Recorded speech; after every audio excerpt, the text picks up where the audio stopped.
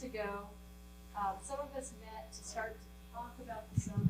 And his 21st birthday was coming up, and it was the middle of the pandemic. Thanks, Mel.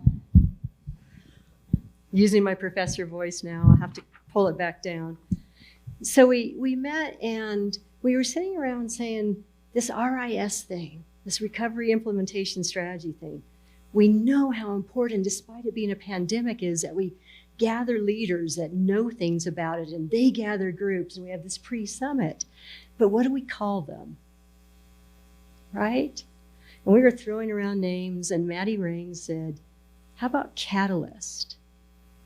And, you know, I'm a biology geek, right?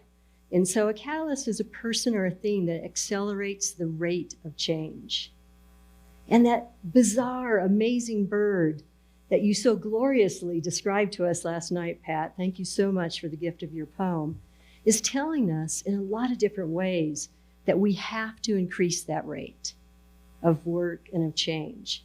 The RIS, Recovery Implementation Strategy, is a blueprint for the recovery not only of the species, but for the ecosystem, the health of our human communities, of people's livelihoods, right?